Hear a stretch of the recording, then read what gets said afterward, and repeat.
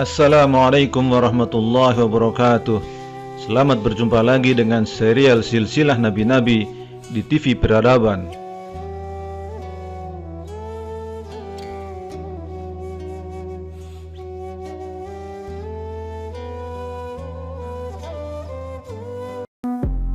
Baru Emirates Sabun Bidara Body Wash. Emirates Sabun Bidara Body Wash dengan ekstrak daun bidara pertama di Indonesia. Kandungan ekstrak daun bidaranya berfungsi untuk menyembuhkan jerawat, mencegah penuaan dini pada kulit, dan menghaluskan kulit kering.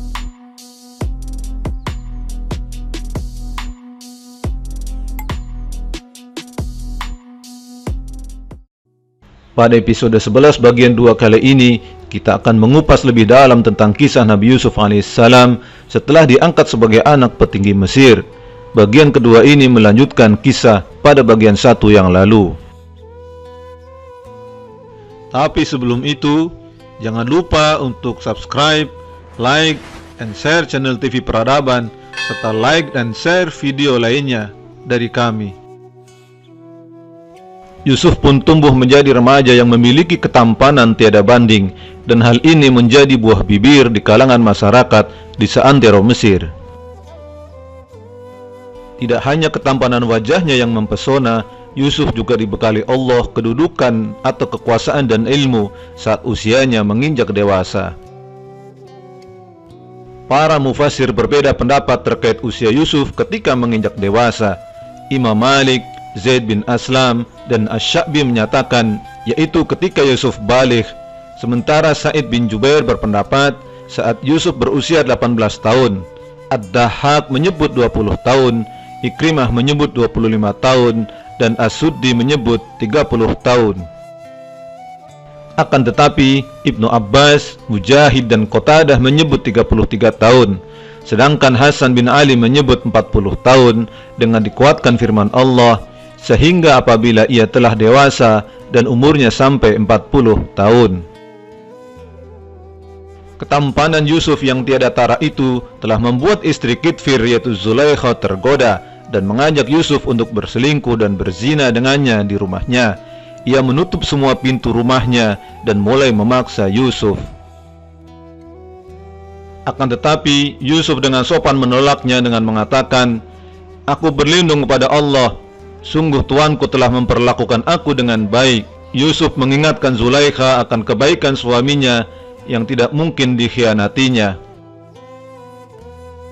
Sesungguhnya Yusuf pun mulai tergoda oleh Zulaikha, akan tetapi Allah jaga Yusuf dan Allah palingkan darinya keburukan, hingga selamatlah Yusuf dari bujukan nafsu dan tersadar kembali. Akan tetapi Zulaikha telah dikuasai fitnah asmaranya. Dikejarnya Yusuf supaya mau melayani gejolak nafsunya. Yusuf pun berlari menuju pintu dan dikejar oleh Zulaikha, dan ditariklah baju Yusuf hingga sobek terkoyak. Saat sampai di pintu, ternyata Kitfir muncul di depan pintu yang terbuka tersebut, dan Zulaikha pun mulai melancarkan fitnah terhadap Yusuf untuk menyelamatkannya dari kemarahan suaminya. Zulaikha menuduh Yusuf bermaksud jahat terhadap dirinya dengan mengatakan, "Apakah balasan terhadap orang yang bermaksud buruk terhadap istrimu selain dipenjarakan atau dihukum dengan siksa yang pedih?" Yusuf pun membela dirinya bahwa justru wanita itulah yang sesungguhnya menggodanya dan ia menolaknya, dan simpang siur kesaksian antara Yusuf dan Zulaikha itu ditengahi dengan kesaksian dari pihak keluarga Zulaikha. Saksi tersebut mengatakan, jika baju gamisnya Yusuf koyak di bagian depan, maka perempuan itu benar dan dia Yusuf termasuk orang yang dusta. Dan jika baju gamisnya koyak di bagian belakang, maka perempuan itulah yang dusta dan dia Yusuf termasuk orang yang benar. Maka ketika suami perempuan itu melihat baju gamisnya Yusuf koyak di bagian belakang, dia berkata, "Sesungguhnya ini adalah tipu dayamu. Tipu dayamu benar-benar hebat." Dengan demikian, suami Zulaikha jadi paham bahwa Yusuf adalah orang yang benar, dan istrinya telah melakukan tipu daya untuk membohongi suaminya dan orang lain yang menyaksikan peristiwa memalukan tersebut. Allah kembali menyelamatkan Yusuf di hadapan suami Zulaikha, dan Kitfir meminta kepada Yusuf untuk tidak memperpanjang persoalan ini, karena Kitfir juga ingin menjaga kehormatan keluarganya dan memintanya untuk memohon ampun atas dosa-dosanya. Suami Zulaikha meminta Yusuf untuk tidak memperpanjang persoalan ini, merahasiakan kejadian itu agar tidak menyebar ke publik Mesir, karena akan menjadi aib bagi keluarganya, serta memaafkan atas kesalahan istrinya, dan Yusuf mentaati kemauan Kitfir tersebut. Akan tetapi, berita tentang kasus Zulaikha dan Yusuf tersebut telah menyebar ke seluruh penjuru kota dan menjadi perguncingan di antara para istri-istri pejabat kerajaan Mesir. Dr. Abdul Karim Zaidan menuliskan bahwa yang membocorkan berita ini adalah pelayan-pelayan Zulaikha yang diberitahu secara rahasia bahwa dia mencintai Yusuf. Mendengar gunjingan di kalangan ibu-ibu istri pejabat Mesir, Zulaikha pun mengundang istri-istri pejabat tersebut dalam sebuah jamuan pesta. Disiapkanlah jamuan dan pisau bagi mereka untuk memotong jamuan yang disediakan. Kemudian Zulaikha berkata kepada Yusuf, "Keluarlah dan tampakkanlah dirimu kepada mereka." Ketika perempuan-perempuan itu melihatnya, mereka terpesona kepada keelokan rupanya Yusuf, dan mereka tanpa sadar melukai tangannya sendiri, seraya berkata, "Maha sempurna Allah, ini bukanlah manusia, ini benar-benar malaikat yang mulia." Dari sini, Zulaikha membuktikan kepada istri-istri pejabat Mesir tersebut bahwa apa yang dia lakukan terhadap Yusuf adalah hal yang wajar saja. Dibuktikan bahwa istri-istri pejabat tersebut juga sangat terpesona dengan ketampanan Yusuf.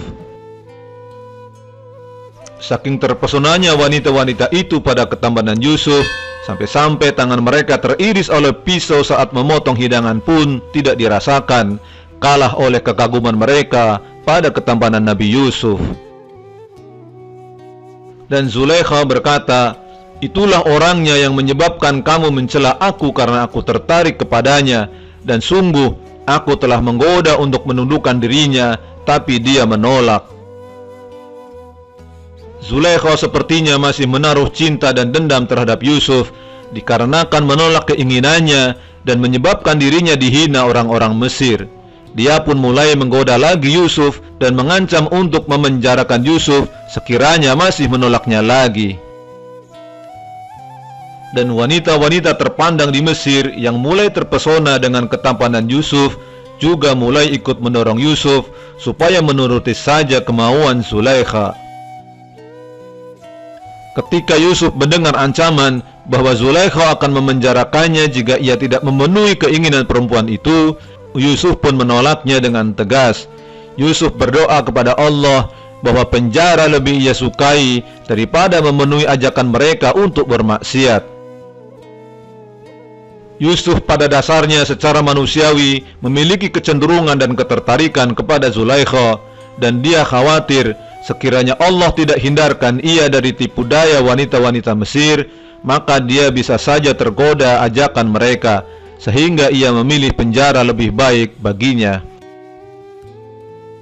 Dan Allah mengabulkan doa Yusuf, menghindarkannya dari tipu daya mereka.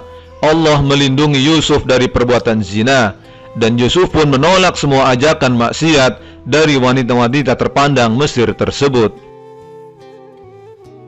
Setelah semakin terbuka tentang kebenaran Yusuf dan kesalahan dari istri Kitfir, dan untuk meredakan opini publik tentang peristiwa yang memalukan itu, maka akhirnya Yusuf diputuskan untuk dijebloskan ke penjara sementara waktu. Hal tersebut tidak lain untuk memberikan kesan kepada publik Mesir bahwa Yusuflah yang salah sehingga ia dimasukkan ke penjara. Kalau Yusuf benar, dia tidak mungkin dipenjara, sekaligus menyelamatkan martabat keluarga Kitfir. Maka Yusuf pun dimasukkan ke penjara selama beberapa tahun, hasil dari sebuah konspirasi tingkat tinggi para penguasa. Sang menteri ingin menyelamatkan martabat keluarganya, dan Yusuflah tumbal dari konspirasi tersebut. Kisah episode ini memberikan pesan kuat kepada kita bahwa kejayaan yang pada akhirnya nanti dicapai oleh Yusuf harus melewati rintangan-rintangan berat sebagai ujian kekuatan mental seorang nabi pilihan. Dan kekuatan yang sejati adalah saat kita bisa menahan diri dari dorongan nafsu yang melintas di hadapan kita, sebagaimana Yusuf yang pada dasarnya juga memiliki ketertarikan kepada Zulaikha yang dikenal sangat cantik, memilih menahan diri meskipun akhirnya penjara menjadi titik akhirnya. Sebagai seorang nabi dan keturunan dari nabi-nabi, Yusuf sangat paham bahwa saat dia memperturutkan nafsunya terhadap Zulaikha, maka kerusakan dan kehancuranlah yang akan ia dapatkan dalam hidupnya, baik di dunia ataupun di akhirat. Dan penjara lebih baik baginya daripada bermaksiat memperturutkan nafsunya. Apa saja yang terjadi selama di penjara dan bagaimana kelanjutan kehidupan Yusuf di Mesir, insya Allah akan kita bahas hingga akhirnya pada bagian ketiga episode Nabi Yusuf ini selanjutnya. Wallahu a'lam bis-shawab.